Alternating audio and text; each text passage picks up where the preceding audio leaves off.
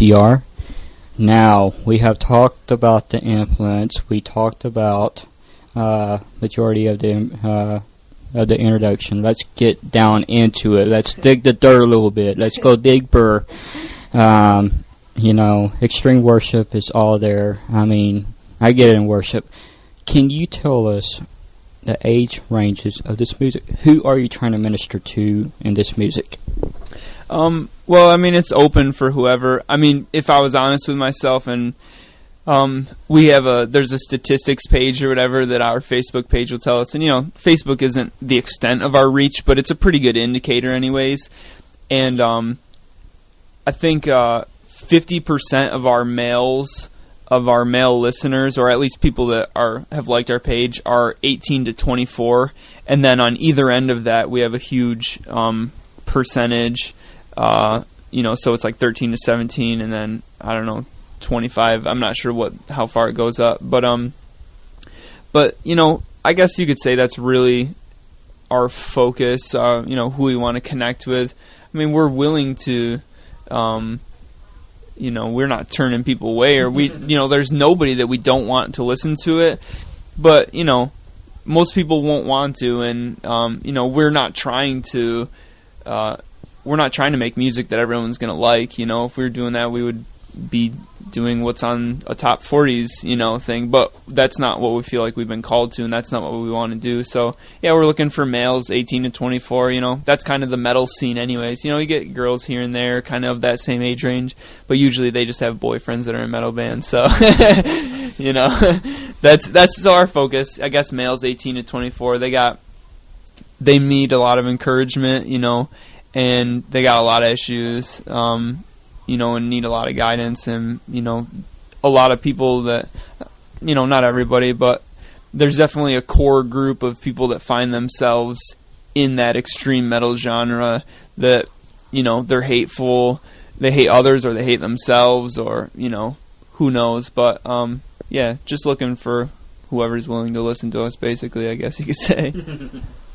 And you're not with a record label yet, and we already talked about this. Since you're not in it for the money, I mean, you're already going out there worldwide, literally on the station. I mean, what if a record label wants to pick you up? I mean, that's a deep question.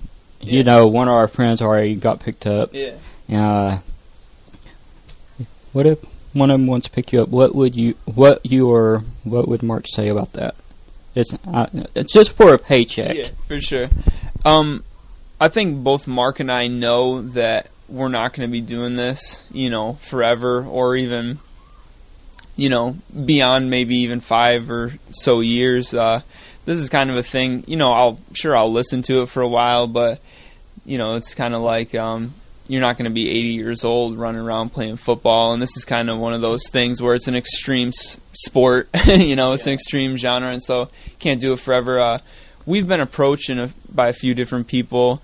This kid, I'm going to call him, contacted us like last week and was like, hey, do you want to get signed by a record label? And I knew where his head was and what his thought process was, and I thought I'd make it a teachable moment, and I wrote back to him, what are you offering?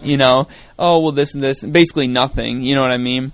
And I got back to him, I said, just keep in mind that if there's no profit to be made, it's not a record label, it's just you sitting in your room on a computer, so as far as like the far end of things, yeah, a record label can be awesome. They can, they'll it's not like it was in the 70s or 80s where they're, you say, hey, we're going to record an album, they give you $1 million up front and stuff like that, and you go do whatever you want with it. But we're open to it, I guess, but God would have to be in it, and we would have to know it was legit and for real.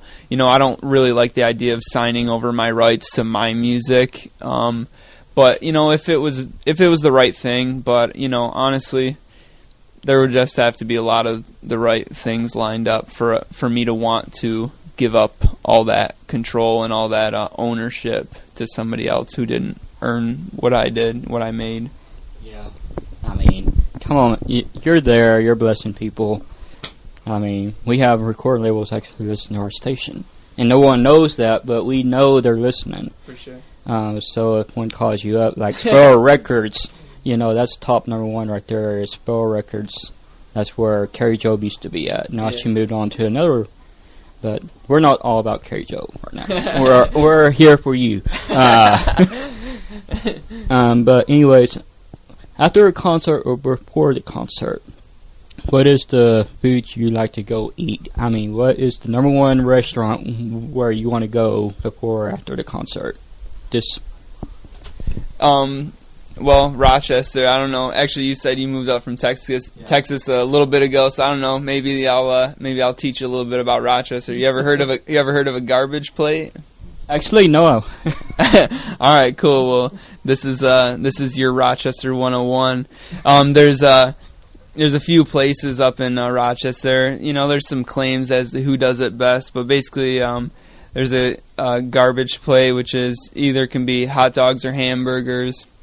Usually you get two of them. I usually go for the Red Hots. A lot of people put cheeseburgers on it. I've even seen chicken fingers or whatever. And then you get mac salad, or some people even do beans. The original is mac salad, and then or like home fries or French fries. So it's mac salad, French fries split down the middle, and then on top, and then you put meat sauce, ketchup, mustard, whatever it is. So that's kind of the late night. That's the late night post concert thing. I love to get out when I'm out in Rochester, at a show or something like that. So it's probably one of my favorite late night things when I'm out in Rochester. Now, what is y'all's favorite besides? I'm going to go there. By the way, we're going to try it out when we go over there for a concert or something. But what is y'all's favorite thing to eat besides that restaurant? I mean, every day of your life, you have to eat something. Yeah. But once a week or twice a week, what is your favorite thing to eat? Maybe a lame response, but I love pizza, man. Good pizza. I don't just pick it up from anywhere. I love good pizza. I'll find myself if I'm, if my stomach's feeling junky, I'll go to Subway or whatever, something that's easy on my stomach. But yeah, I mean, typical American. I love pizza. It can only go so long without getting something with French fries on the side. So, I'm a product of what I've grown up with, I guess. American food. Yeah, pizza and French fries. You cannot go wrong. Literally. I know you like coffee. What else you like? Coffee, water. Well, I have two jobs, and one of them's at a coffee shop. So I wouldn't say I'm a coffee snob, but I know a little bit about it. In the past, I worked at Starbucks as well. So yeah, I don't know.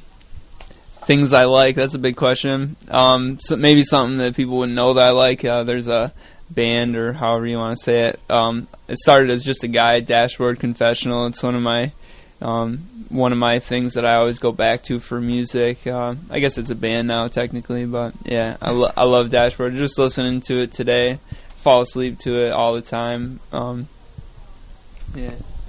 Me too. No.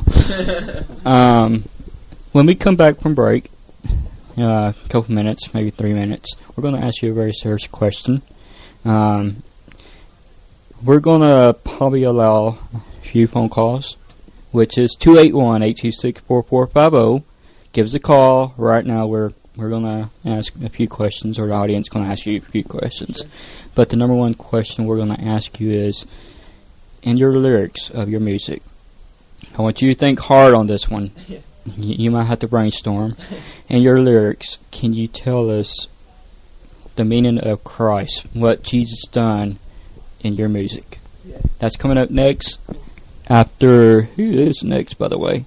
Oh, after Confirm on ECR.